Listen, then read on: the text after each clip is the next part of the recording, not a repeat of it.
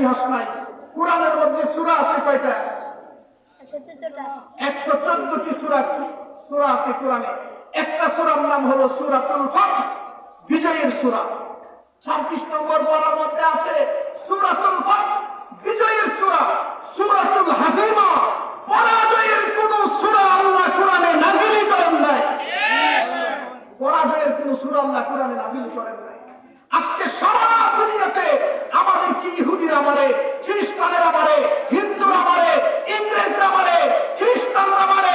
আরে ভাই কিস নিয়ে আমাদেরকে কেন মারবে? পুরো দুনিয়াকে শাসন করেছি আমরা। খেজুরের কাঁটায়ের উপরে বসে বসে অর্ধ জায়গা অর্ধ দুনিয়া শাসন করেছে আমাদের সাহাবারা। কথা কোন ঠিক কিনা? কোথায় গেল আমাদের নাম? কোথায় গেল আমাদের কাম? কেন আজকে আমাদের উপর দাদাগিরি করবে ভারত? কেন আজকে আমাদের উপর দাদাগিরি করবে দিল্লি? কেন আজকে আমাদের উপর দাদাগিরি করবে ওয়াশিংটন?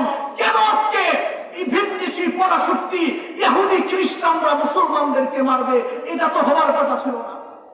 এই অঙ্ক তো আমাদের বুঝে আসে না, এই হিসাব তো আমরা মেলাতে পারি না। এটা তো কথা ছিল না, এটা কোরআনেরও কথা না, এটা হাদিসেরও কথা না, সাহাবাদেরও কথা না, কোন নবীরও কথা না। মুসলমান কখনো পরাজয় বরণ করতে পারে না। কেন আমরা পরাজয় বরণ করতেছি? কেন আমাদের অধঃপতন? সবাই আমাদেরকে কেন মারে?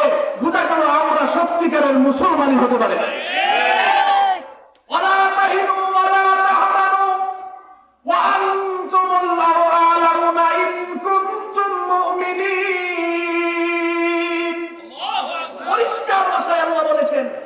বিজয় হবে, বিজয় তোমাদের হাতের মুঠে এসে তোমাদের পদচুম্বন করবে বিজয়। কিন্তু শুনে রাখো, বিজয় তোমাদের কাছে আসার জন্য শর্ত হলো তোমাদেরকে হক্কানি মুমিন হইতে হবে। কথা কোন ঠিক কিনা? এক নম্বরের মুমিন হইতে হবে, নির্ভেজাল মুমিন হতে হবে। তার মাতালওয়ালা মুমিন, ভেজাল যুক্ত মুসলমান বিজয় কপালে আসবে না। ভেজাল যুক্ত মুসলমান হওয়ার কারণে আজকে আমাদের কপালে বিজয় নাই। আমাদের অধঃপতন। সারা দুনিয়াতে মুসলমানের সংখ্যা রানিং 200 কোটির উপরে। কয়শো কোটির উপরে? 200 কোটির উপরে। পৃথিবীর ইতিহাসে এত মুসলমান একসাথে কখনো দুনিয়াতে ছিল না। পৃথিবীর ইতিহাসে এত মুসলমান একসাথে কখনো ছিল না দুনিয়াতে। আর দুনিয়াতে ইহুদি আছে 1 কোটি সামথিং, 1 কোটির চাইতে কিছু উপরে। 200 কোটি মুসলমান 1 কোটি মারে। কথা কোন ঠিক কিনা? আমরা কোনো জবাব দিতে পারি? আমরা প্রতিশোধ নিতে